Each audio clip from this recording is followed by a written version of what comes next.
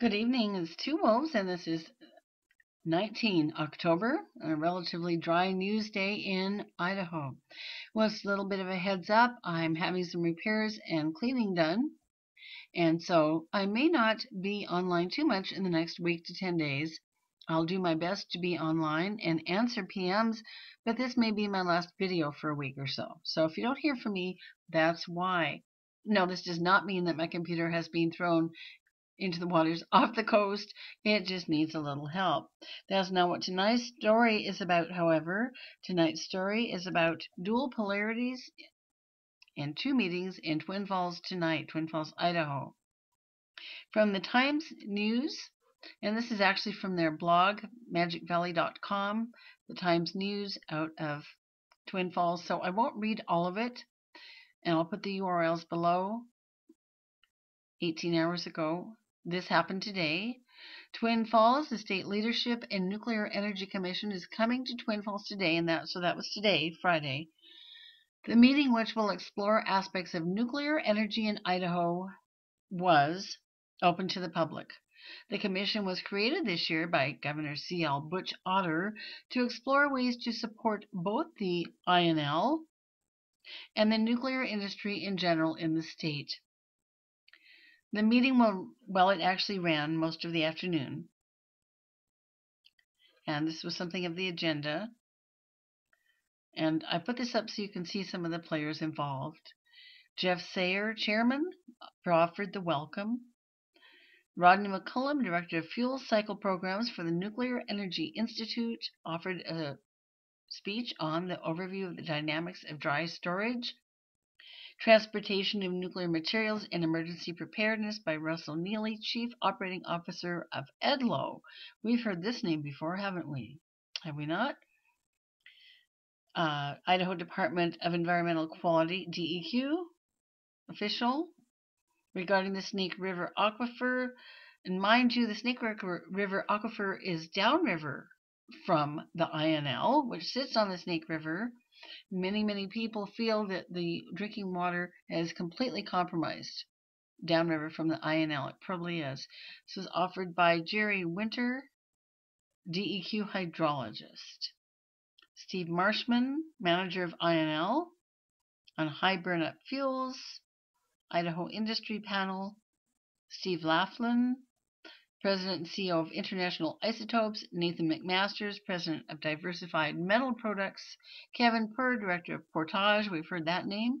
And Doug Sire, President and founder of Premier Technology. We've heard that name. Public comments. Next steps. Tying with the meeting, the Snake River Alliance and Idaho Nuclear Watchdog. This evening, I didn't have a chance to go, but tonight they're offering a documentary showing and discussing the movie Into Eternity about a nuclear waste repository in Finland. But Beulah is not in Twin Falls. It's about 20 miles away out in a small country town. Okay. But good for the Snake River Alliance. I recommend that you look them up. http:// Snake River, all one word, alliance.org.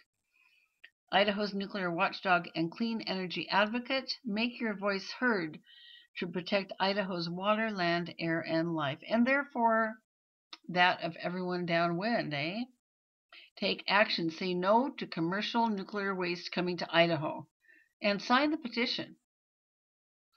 This has been an ongoing debate in Idaho for years, but not amongst the locals, but rather between those who live here and are radically opposed to the storage of nuclear waste in Idaho and government. I don't know of an Idahoan among the common people that wants to see this. On June 29th, Governor Otter's Leadership and Nuclear Energy Line Commission held its first public meeting at the Idaho State House in Boise. The Snake River Alliance's Executive Director Liz Woodruff gave a presentation at the commission titled Idaho, a Non-Consent State, highlighting the fact that Idaho has never consented and will not consent to accepting highly radioactive spent fuel waste from the nation's leading reactors. The Alliance's presentation to the Lyon Commission was a reaction to a discussion about opening up the 1995 settlement agreement to bring commercial waste to the Idaho National Lab for economic opportunities. A discussion had by the Commission at its previous meeting in April and which subsequently surfaced in the news. And I did something on that this spring. The 95 agreement is the state contract with the U.S. Department of Energy that prohibits commercial nuclear waste from being stored in Idaho, a policy overwhelmingly supported by Idahoans, as former governors Andrus and Batt, and these were very ardent environmentalists, testified to the Lyon Commission meeting last week. So these former governors are still testifying against this, not wanting to see nuclear waste come to Idaho, and you can follow that on Idaho Public Television website. It's imperative that the public stand up and speak out against any efforts to allow highly radioactive spent fuel from commercial reactors to be brought to Idaho. Idahoans need to make clear that no means no. Idaho is a non-consent state. Any effort to allow this waste into Idaho threatens our land, water, and people. But an awful lot's been going on in Idaho for over 40 years. So I'm just going to show you this website, Idaho National Laboratory website, INL. And remember, the INL sits on the Snake River Plain. On the Snake River, upriver from most commercial farming operations and most of Idaho's largest cities, upriver from, on the Snake River Aquifer. And as I pointed out in last week's video about Idaho seismicity, it sits in an incredibly seismically active and seismically vulnerable area. This is the INL test reactor west of Idaho Falls. It's home to the Advanced Test Reactor. So you should come to this website, those of you who are interested, www.inl.gov. And you can see what the INL is about as far as they are allowing anyone to know. There's even more there that goes on that most people, it's very secretive. Advanced Test Reactor, irradiation facilities, and capabilities for the future.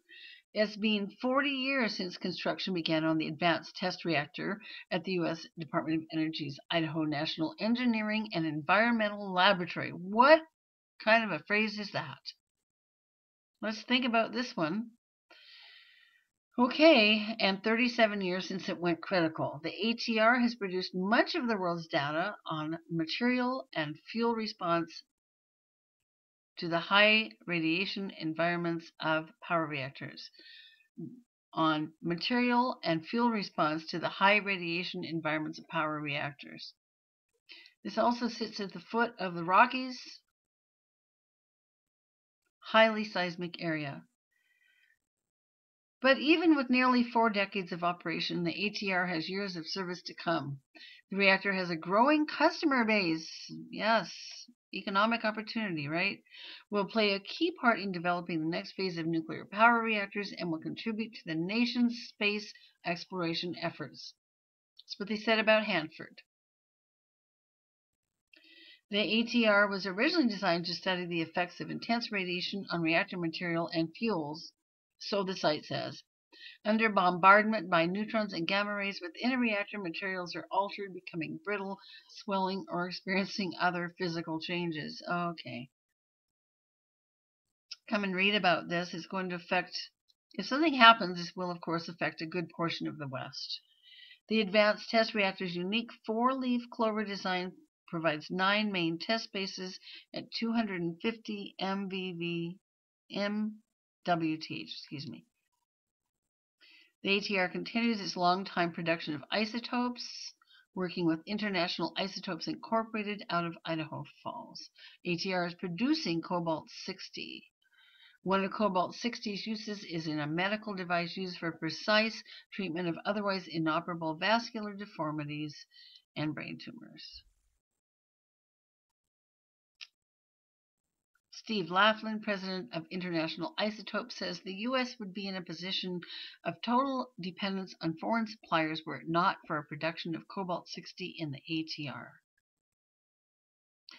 And here we have a picture of The INEOS Advanced Test Reactor is the most powerful test reactor operating in the United States.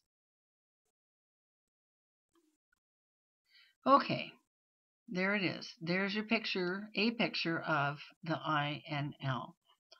And as we can see here, it would seem that the powers that be are very determined to utilize the opportunities for economic growth heralded by the nuclear industry in Idaho. And so we need to applaud the efforts of and stand with Snake River Alliance and others. All right. Again, I may be out of commission for a week or so as my computer gets some much needed care.